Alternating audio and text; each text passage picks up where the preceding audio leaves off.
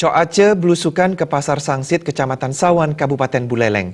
Paslon KBS Aceh memiliki komitmen untuk mempertahankan sekaligus mengembangkan pasar tradisional sebagai kekuatan ekonomi kerakyatan.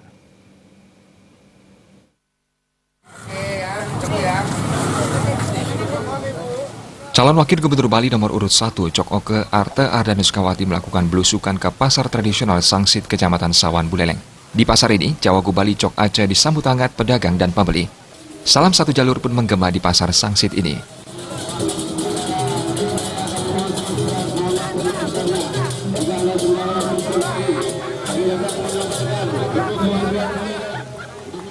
Didampingi Ketua DPC PD Perjuangan Kabupaten Buleleng, Putu Agus Suratnyana, bersama tim pemenangan KBS Aceh Kabupaten Buleleng, Cawagup Bali Cok Aceh belusukan menyusuri los-los pedagang sembari berdialog.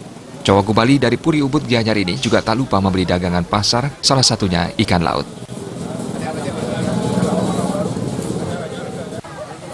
Menurut Cawagup Cok Aceh, pasar tradisional merupakan pusat pergerakan perekonomian masyarakat tradisional Bali yang tak hanya memiliki nilai ekonomi, tetapi juga nilai sosial kemasyarakatan.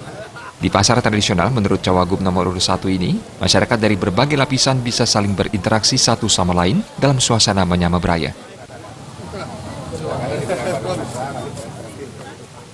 Paslon Gubernur dan Wakil Gubernur Bali nomor urut 1 KBS Aceh bertekad dalam komitmennya menata pembangunan Bali secara holistik dengan konsep Nangun Sat Kerti Loka Bali, dan salah satu komitmennya itu dengan mempertahankan dan juga mengembangkan pasar-pasar tradisional untuk memperkuat ketahanan ekonomi kerakyatan.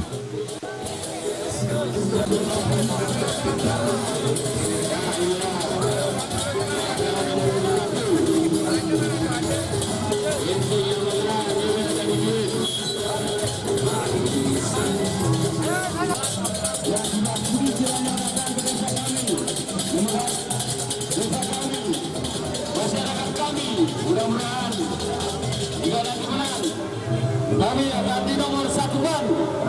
Terima kasih. Salam sejahtera. Humas PDI Perjuangan melaporkan.